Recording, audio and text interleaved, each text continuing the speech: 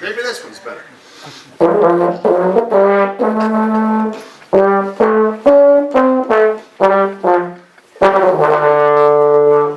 How about this one?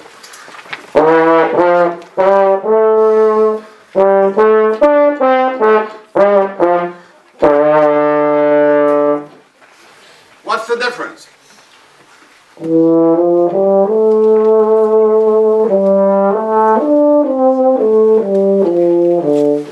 Same lips, same mouthpiece, same instrument. What makes the difference in our presentation of music? We know that music is perhaps one of the foremost communicative art forms that we have. It's a way of expressing our innermost emotions, thoughts, ideas, feelings, and also communicating those of the composer to those who are listening. But there's a lot of people, and you probably have heard some of those sounds before from other players. And so we want the purpose of today is to talk about what is the difference, what makes the difference between mechanically producing sound and producing music and making music. And musicianship is an interesting word. We have to define what is musicianship. What do you think it might be? Anyone have any comments? This is interactive. Someone must have an idea of what musicianship is. What is it? Pardon? Communicating. Communicating, okay, well, that's the one idea. You know it when we hear it. You know it when we hear it. Now that's a great idea. Now, what if we only learn by hearing is a very positive force. And the famous pedagogue and horn teacher and performer once said, musicianship is good taste in music. Sort of like the difference between a McDonald's hamburger and maybe a steak someplace. There's the same, it's meat, you know, but what is the difference? There's good taste in music. And so we have to define what it is. Musicianship is the way of shaping and producing the sound that makes it more effective in communicating, as was mentioned here earlier. And so we find that when we're learning to play with an instrument, we have to develop two things. We have to develop our physical skills and our musical skills. Too often we spend most of our time in lessons, I know, probably working on your physical skills, on your ability to produce the sound, your breath, your embouchure, your tongue, your range, tone production, and everything else. And very little time is ever spent studying actually how do I apply these things in a musical format. Today I'm trying to share with you some ideas of how you apply all these wonderful physical skills that you've acquired in a musical way. I like the definition that I've used as being skilled in music performance as an artist in a professional manner and being able to communicate. Good taste is applied in music. Now, what what do you do? What do you have to have in the way of skills to be able to musically play?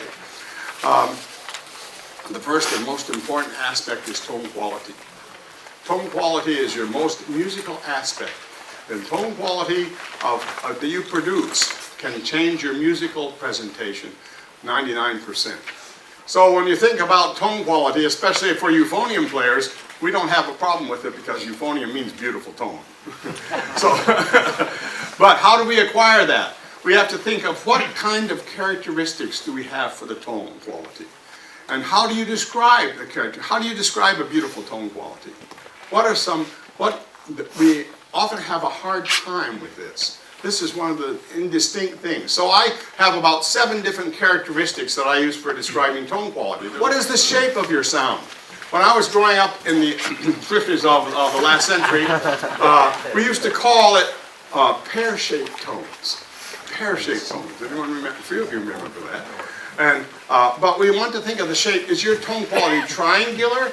Is it square? Is it oblong? Is it round? Usually we like to think of a round, rich tone quality. If it's angular, we find there's sharp edges or other things to the sound. So if you want a sound that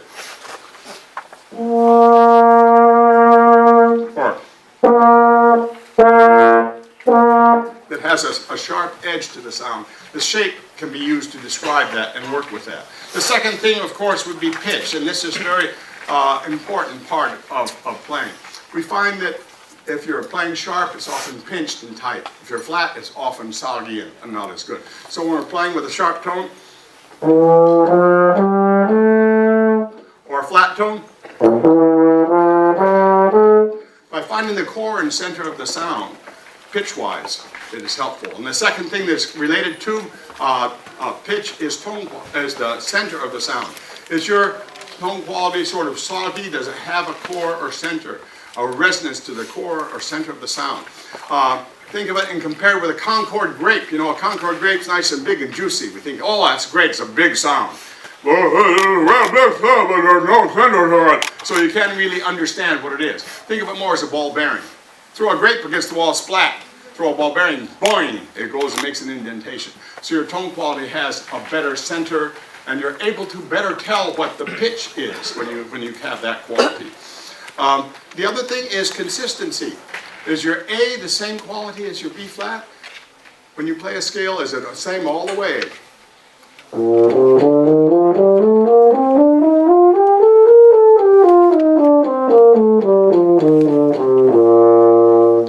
Or certain tones, woof tones, or tones that don't speak quite as well, tones that are louder or softer. Work on consistency of sound.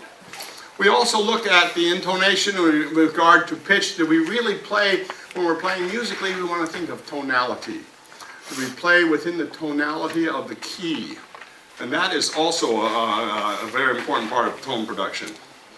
To me, one of the best aspects of shaping and helping tone quality is vibrato. Vibrato is, of course, what is vibrato? Who would like to define vibrato for us? Frequency modulation, that's one idea. What's another? Enhancing it to sound like icing on a cake. Okay. Okay. Anyone else? Ornamentation. Ornamentation. Okay. I like to think of vibrato is a shaping of the sound in pitch and intensity that allows you to move the sound and the pitch as you desire musically. So the vibrato, of course, it could be a whole workshop in itself, but you know, we have several choices of vibrato that we can use on the instrument. The diaphragmic vibrato, such as the singers use, is not as frequently used, although there was a great euphonium player in the last century, Ray Young, who had a diaphragmic vibrato played beautifully. The other is the hand vibrato, which is a little difficult on euphonium to have a hand vibrato. And the third type of vibrato, which I endorse for a number of reasons, is the jaw or lip vibrato. One of the reasons why this is very effective is because if you can learn to use this vibrato, unless your horn is perfectly tuned at the factory like mine, you'll have a good opportunity to be able to move the pitch up and down because you've learned to lift the pitch up and down. And the second thing is that it allows you to develop a freedom of the embouchure in the upper range. You know, if you can play in the upper range with the vibrato, your embouchure is not too tight.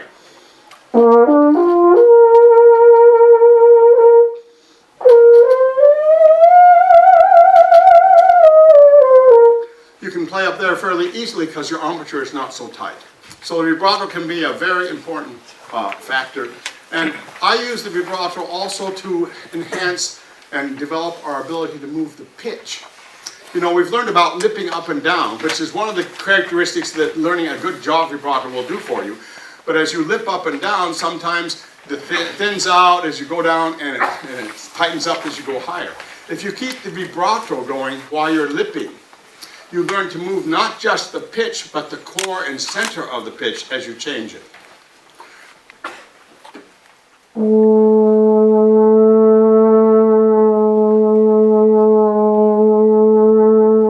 By having the vibrato, no matter where I put it, there's still a core or center of the sound.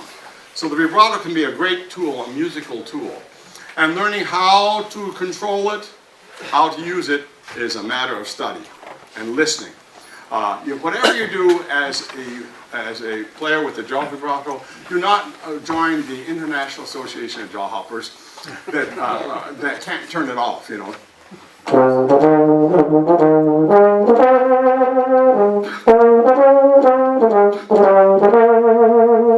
It's like that 80-year-old soprano that won't retire from church.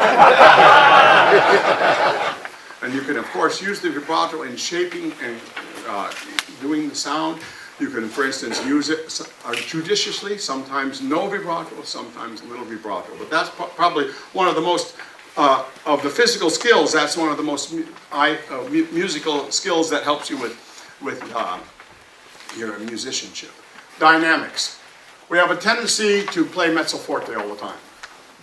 We go into a practice room, especially you students who are in college or high school, you go into the practice room and you play for that practice room, which is probably fairly small, and everything is the same dynamic. It's very difficult to play full and loud. So practice a little bit each day at your extremes, especially your pianissimos, but also your fortissimos.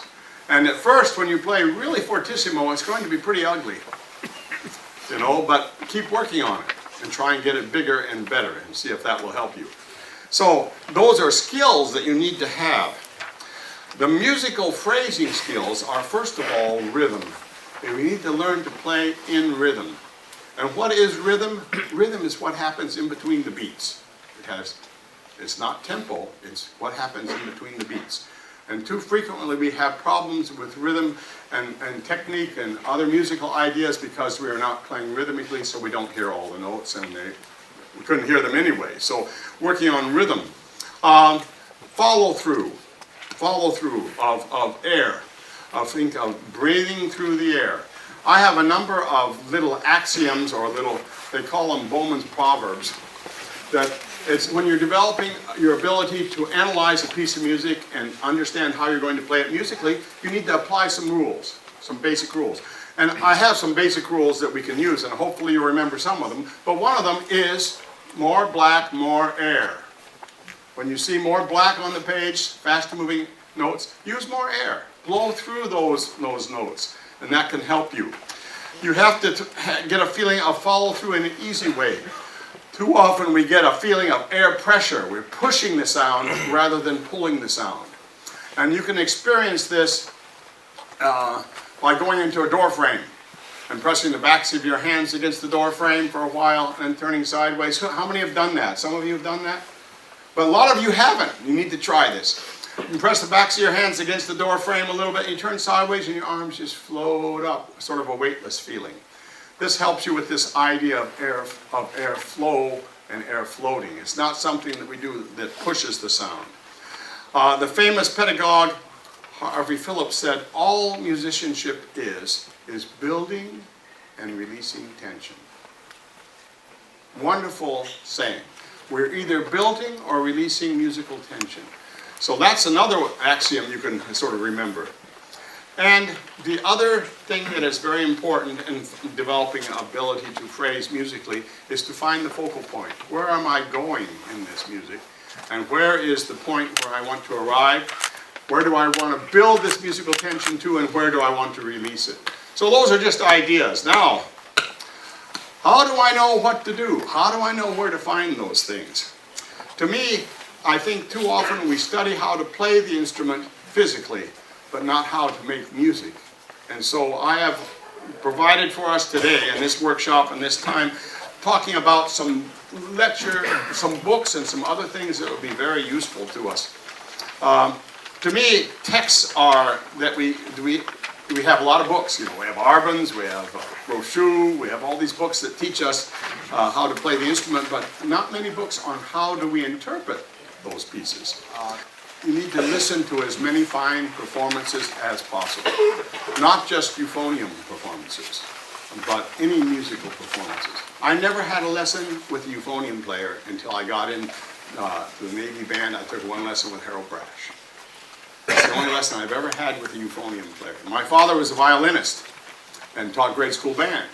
And when I'd have a lesson with him, he'd play along with the violin and he'd show me what to do. And he said, oh, it's this way. And so I had a natural musical ideas because up bow, down bow gives you a certain feeling of musicality that we don't often get in playing brass instruments. So listen to your recordings, your live performances, get a really fine private teacher, go to clinics, master classes, whenever you get the chance. When you're practicing alone, always pretend you're practicing in front of 5,000 people. It'll change your whole attitude of how you practice. Remember, you want to be a musician, not a euphonium player. You want to be a musician who plays euphonium. So, let me go right ahead into this little book. Anyone see this little book before? Expression in Music by H.A. Vandercook. It was originally $1. And this book was the Bible of interpretation for the great band director William D. Ravelli at the University of Michigan, who was my band director, and he quoted from it frequently. And we're going to talk about this book a little as one example. This book is one of the most interesting books that helps us with some rules for interpretation. And I provided on your thing some examples. But I'd like to just quote some things from him here. This was in 1924 that this was written. So, he said, "It's truly amazing to note the larger number of marvelous performers on the different instruments throughout the country. Hundreds of them have visited me and played for me. The vast amount of execution, wonderful register, lip trills, etc., that many of them displayed is remarkable. However, so many of them seem restricted to just these points. They seem utterly devoid of the main requisite, expression or style." You know, the beginner seldom realizes it until he attempts to play a passage after hearing an artist interpret it. Then and only then he feels that while he may play all the notes, there is something important lacking. And so an old bandmaster once said, "It's not what you play, it's the way you play it." So that's in his first chapter. And so let me share just another couple little gems from his beginning here. Anyone can play loudly, but it takes a musician to play softly, especially those on brass instruments. You know, many players, both beginners and more experienced players, assume that all the notes in a passage marked fortissimo should be played extremely forte. This is a serious error, as the supposition that all the notes in a passage marked pianissimo should be played softly. Accents in a melody should be as natural and indiscernible as those in ordinary conversation. If you're going to just get two texts, take the very one on the bottom of the page. Expression in Music, it's on the web. You can get it on the web for I think $5 or $6. It's still available. The other one which I would suggest is Thurman, James Morgan Thurman, Note Groupings, a method for achieving expression and style in musical performance. That's a wonderful book. It was written, James Thurman was in the Navy School of Music for many years, before it became the Armed Forces School of Music, taught up in Pennsylvania, and this actually is his doctoral dissertation at Catholic University. And it's a wonderful expression of how to get across the bar line, And of course, all these have some wonderful things. Okay, let's go to the workshop for a moment. It's not what you play, it's the way you play it.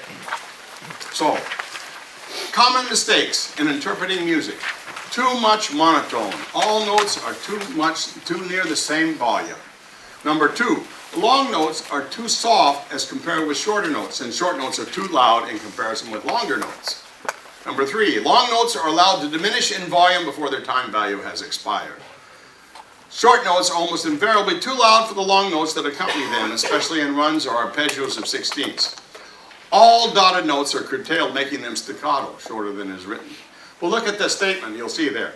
Were you there last night? Were you there last night? Were you there last night? Were you there last night? Were you there last night? Just changing the emphasis on that sentence can change the meaning of it. The same thing with our musical ideas. And so, let's look at a couple of examples we have here. And this is just from one book. And you have to realize that examples and rules can not apply in every single occasion, but it gives you a starting point. It gives you something to reference when you're beginning to learn to interpret. Let me read one more quote. No matter how poetically it may be described, expression in music consists of well-placed and intelligent accent or emphasis. Next to good tone, it's considered the most valuable stock in trade for the musician. You've often heard the saying, well, he played from the heart, or he played from the soul, he put his heart into the music, and how do you do that? Is it just something that comes to you, you're born with it, and there's no way of acquiring it? Well, this is what we're trying to work on today. Let's see if we can acquire it.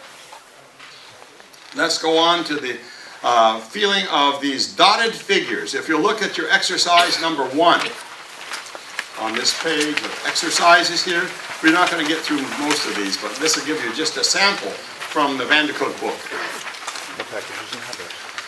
We see dotted notes followed by a 16th note. Very often we find this pattern played badly, mainly because we often find it played out of rhythm. We often find it played as a triplet figure.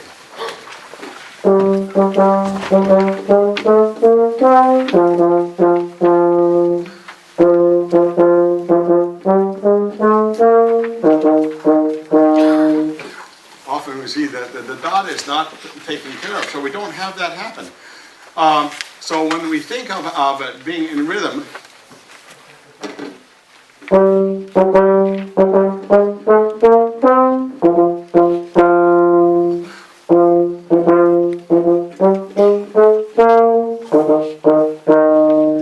it makes a whole different feel. Now, how many of you have heard of the oboe player Tuba-Euphonium with the Philadelphia Orchestra? For many years he was a very wonderful musician. Tuba-Euphonium had a very scientific method of developing emphasis, and it's sort of similar to what he has done, what Van de Cook has done here in exercise number 3. You'll notice that he has done a couple of things with this explanation of how to play this. Whenever this figure, this dotted figure, appears in a passage 2 or more times, the breath currents should stop for an instant after each dotted note, just a slight break. However, when only one of the figures appears in a melody, the dotted 8th note should be played legato or given full value. So we find that in this one we have a dotted figure, 2 dotted figures that we separate, and then the last one we can keep solid.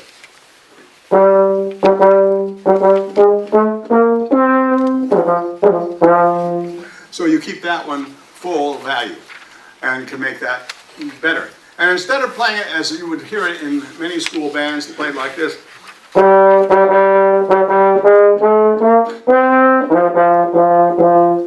There's a difference in emphasis. And you'll notice what he has done is he's shown exactly how this is very, very detailed and doesn't have to always be that. He has 2 8th notes tied to a 32nd note. That's the length of the first note. And then the staccato note, or the notes going up, have a slight separation too. And he also then gives you the weight that you can have for those notes. You notice there's a 3 on the first note and a 1 on the short note, in keeping with his ideas. Then a 3, then the short notes, and then we find the longest note in the phrase, the top C in B flat, treble clef, is a 4. So we have 3, 1, 3, 1, 1, 1, 1, 1, 4, 1, 1, 1, 2, you know, 1, 1, what is it, 3. So we have a feeling of getting an idea of how much emphasis we can give to each note.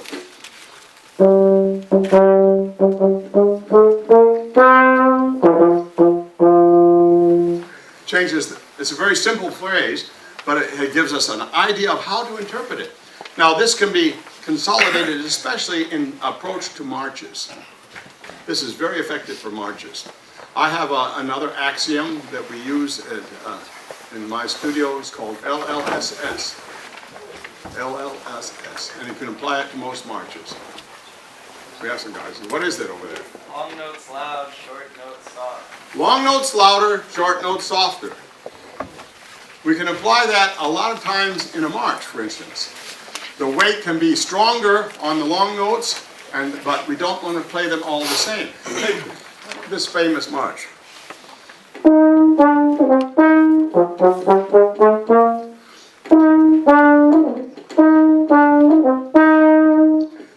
See how I've separated those notes and added a little emphasis to the longer note.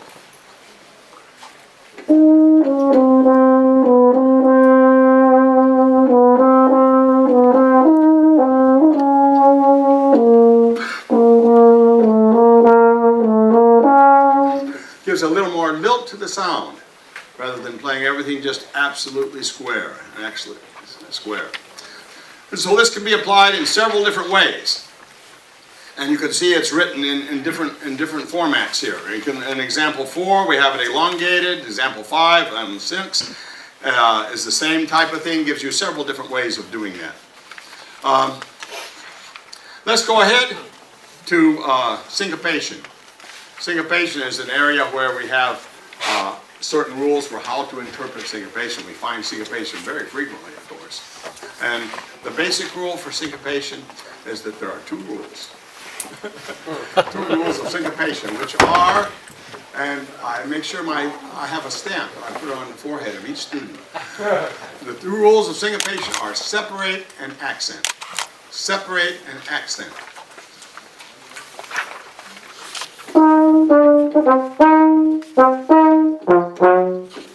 Notice how instead of the usual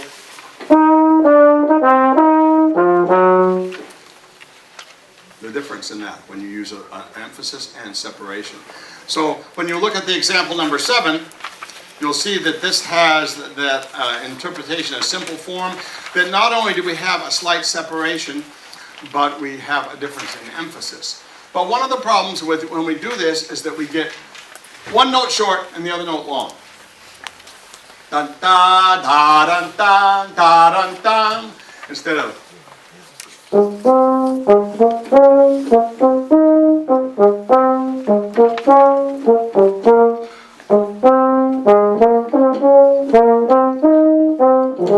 so we get a difference in emphasis. But you'll notice using the number section, we use the long notes a little more emphasis and the short notes a little less. And no matter how fast you play it, you maintain that, you know. No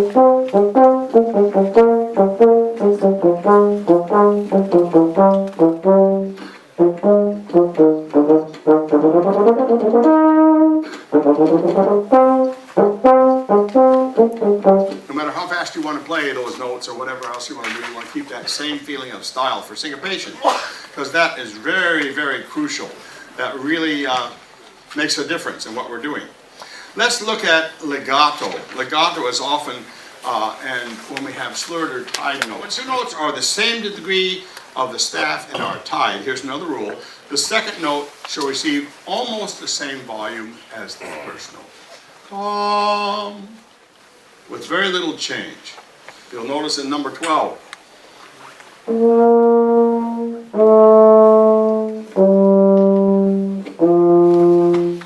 However, when you change notes, the second note is slightly softer than the first note, which is in example 13.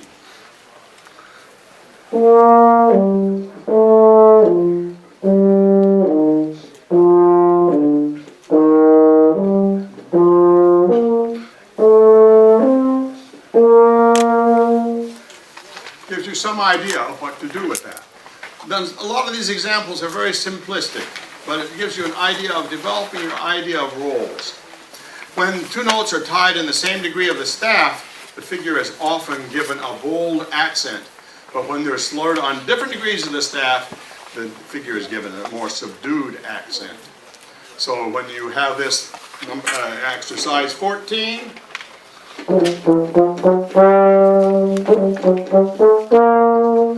and then 15, you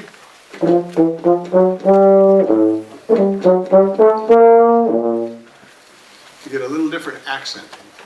And that gives you some different rules. And to interpret a melody correctly, Van de Kock advised you to sing it first. Sing it. How would you sing it? And then what would be the good style, the proper expression? And you'll notice that what we just did with that is very similar. You want to always think of singing as a guide. Let's go on to legato, because that's one of the biggest things. Yeah. When we play legato, what is legato? What does that mean? What do you have to sort of decide. Long, what else? Smoothly connected. Smoothly together, a direction to perform a passage in a flowing, connected manner. And so we have to figure out how we are going to do that. Too often we have a certain amount of problems in playing legato. The tack is usually too hard or too sharp. And the tongue then gets slow sometimes in touching the roof of the mouth and retiring. This causes the tones to separate because the tongue being slow interferes with the passage of the breath. There's not a sufficient breath in taken for each passage, and so you're constantly running out of air. And so you have to make sure you gauge your breath so you don't spend it all on the first part of legato passage. When a deep breath is taken, many times it's not controlled properly, and so it doesn't. And so the tone is often too loud at the beginning and dies at the end. The notes of short duration, 8th and 16th notes, are played often much too strong in volume from the other long notes, and it creates sort of a sing-song feel of legato. Each phrase is always played at exactly the same volume, so you get the monotone effect. So when you think of legato, one of the best ways to think of a legato phrase is to play one note for the duration of the time of that phrase. As this example,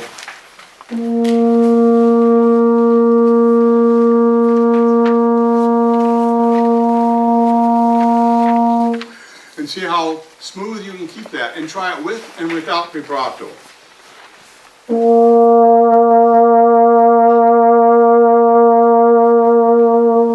And then you go to feeling of what you want it to be legato with a slight articulation. Especially this is necessary for trombone players, but it's good for us to learn it also.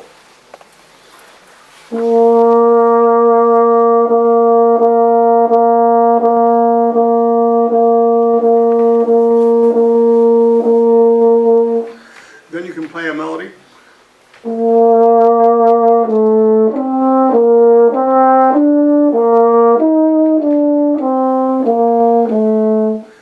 And it's connected, but it's articulated. It's not slurred. And so legato style is not always slurred. It can be articulated, but too often, whenever we use the tongue, we separate. And so learning to use a legato tongue is a very good tool musically.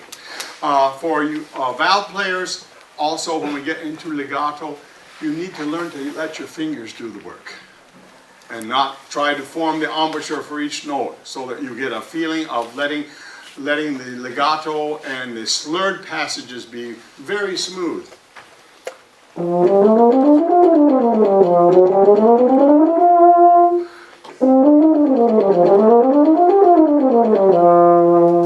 Where the fingers are doing all the work and you're keeping the air column very solid and very well. And you also then do it with a legato tongue.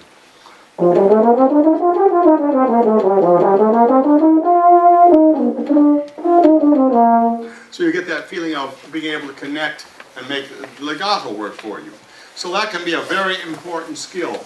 too often students I have seen come and they have no concept of a legato smoothness. And whenever they use the tongue, there's a break or a separation. So that's a good skill that can happen for you. Now, if we look at some other types of skills, look at exercise number 37. We're putting a lot of this together, where we have a difference in, this is very detailed and probably more than, but this, again, I'm just showing you what Van Cook has in his book that you could use for a study guide.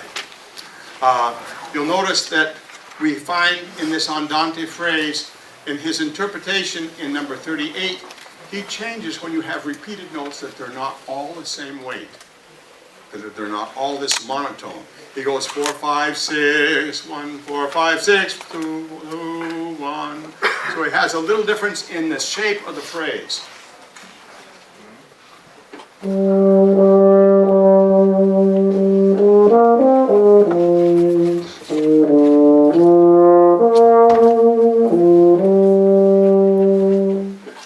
Which is a lot different than playing it.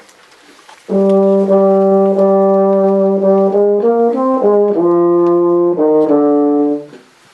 lot different. And so just getting the shape of this phrase can be helpful. And so as you're looking at a piece of music, look at it in context with this type of idea. You want to get to the point when you play musically that you have something that really helps you, and besides your natural feeling of expression. And you have a basis for doing the expression that you're doing. Why are you doing it? Are you doing it just because you feel it that way? Well, you may play it out of rhythm or something else, and you go to an audition and you play something the way you feel it, and it's not the way it's indicated by the page, it's not going to help you in the audition. So you want to always have a basis. Why are you playing it that way? And what basis do you have for it? One of the best aids to helping you with developing these musical ideas is to record yourself and then listen to the recording. Everybody has recording devices now, if nothing else on your phone. And record yourself and then listen back and see, is this really the way I wanted to express that? Is this really what I wanted to do? Listen to your tone quality, listen to your intonation, listen to your vibrato, listen to all the aspects, the physical aspects that go into making that work for you.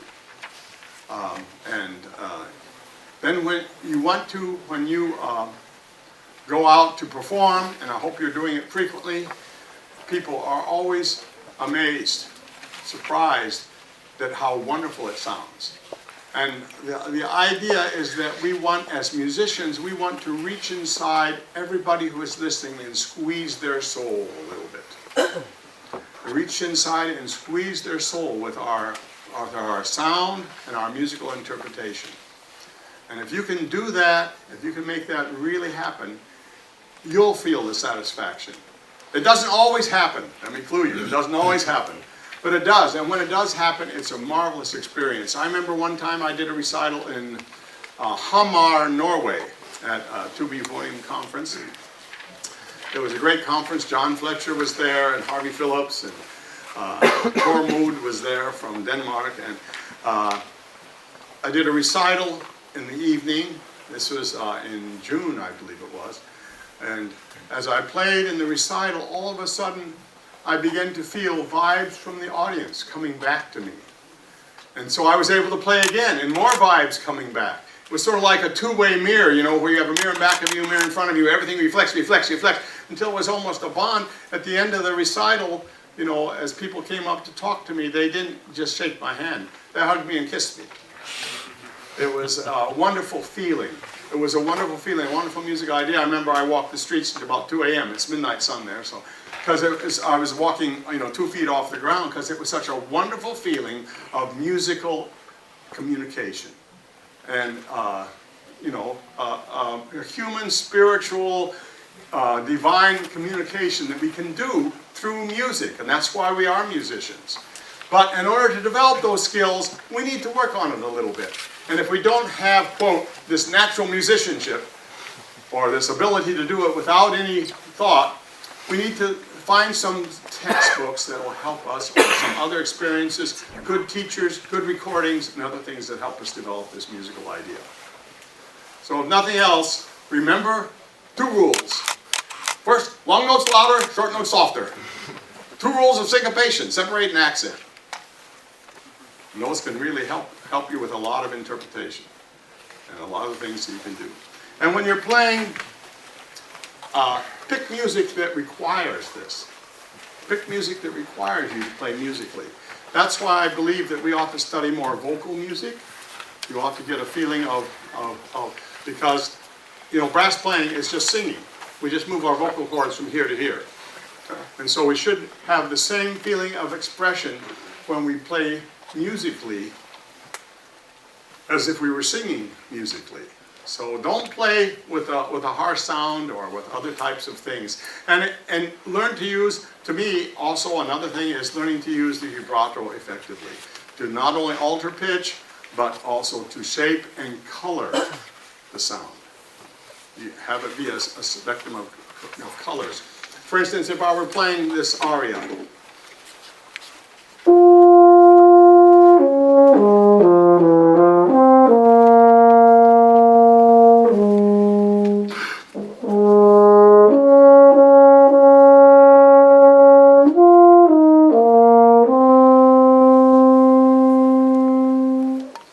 with no vibrato, it sounds all right, but listen to the different types of colors you can make with the vibrato.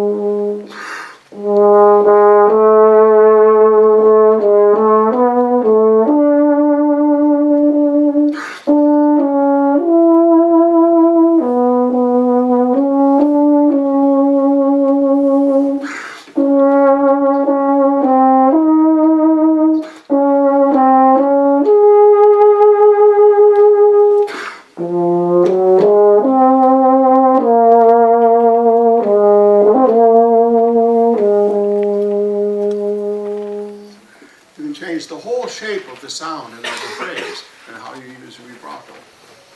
I like to think of when you get to the actual vibrato, there's very little chin motion actually. It's almost all lip motion, like you're going wee wee wee wee wee wee wee wee wee.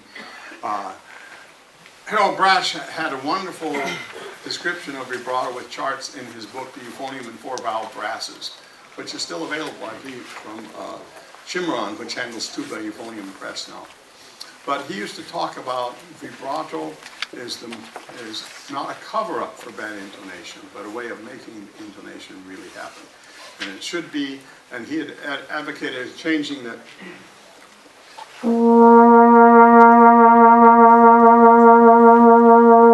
Now, if you watch my chin, you'll see hardly any motion, but you'll hear some variation in the pitch, not only the pitch, but the intensity of the sound.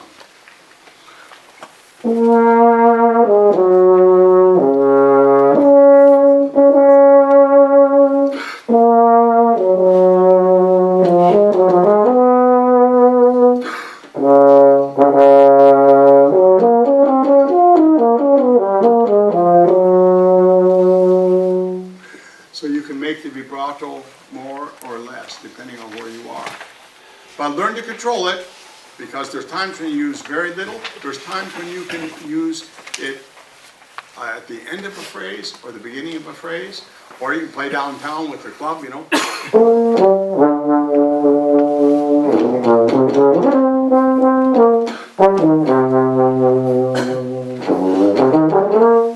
When you're playing with the vibraphone.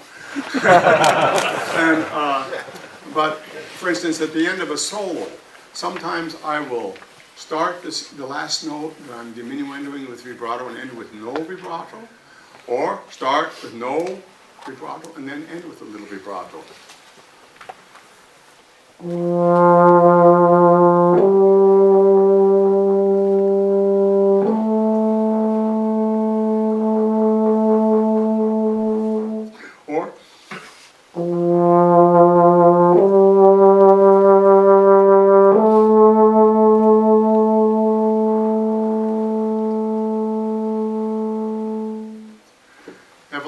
choices, a lot of choices.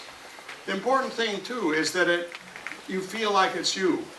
It's your, all these rules and everything are just the basis, but you develop your own ability to make a musical phrase and make it happen for you. That's the reason we're in this group, you know.